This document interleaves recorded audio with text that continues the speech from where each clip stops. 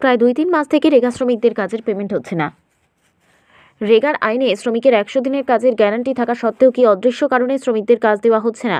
রেগার কাজে দলবাজি করে বিজেপি কর্তৃক চরম আর্থিক দুর্নীতি হচ্ছে এবং রেগা শ্রমিকদের মজুরি 500 টাকা করার দাবিতে আজ 54 কদমতলা কুর্তি ব্লক কংগ্রেসের আহ্বানে কদমতলায় এক বিক্ষোভ মিছিল আকারে গিয়ে কদমতলা ব্লক অফিস ঘেরাও করে বিক্ষোভ প্রদর্শন করা হয়। উপস্থিত ছিলেন প্রদেশ কংগ্রেস কমিটির সাধারণ সম্পাদক আব্দুল বাছিদ চৌধুরী সাহেব, কংগ্রেস নেতা গিয়াসউদ্দিন চৌধুরী সাহেব, ব্লক কংগ্রেস সভাপতি মানিকলাল দাস মহাশয়, ব্লক যুব কংগ্রেস সভাপতি দিলওয়ার হোসেন সাহেব, ব্লক ওয়ার্কিং কমিটির সভাপতি ছায়াদ আলী সাহেব সহ অন্যান্য নেতৃবৃন্দ।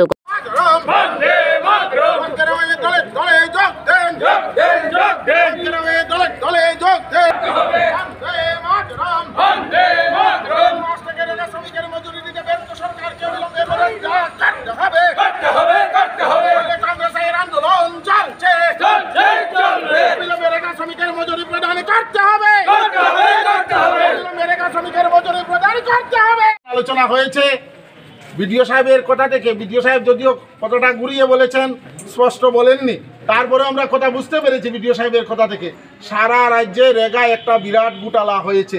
এই ঘোটালার জন্য রেগার পেমেন্ট বন্ধ হয়ে আছে সারা রাজ্যে। কয়েকদিনের ভিতরেই ফিনান্স কমিশনের একটা টিম ত্রিপুরা রাজ্যে আসছে, আগামীকালকেই হয়তো শিগগির আসছে। ওনারা তদন্ত না সারা পর্যন্ত রেগা শ্রমিকের মজুরি কোনোভাবেই প্রদান করা সম্ভব হবে না। আমরা বিডিও সাহেবের কাছে দাবি রেখেছি খুব শিগগির যাতে রেগা শ্রমিকের মজুরি প্রদান করা হয়।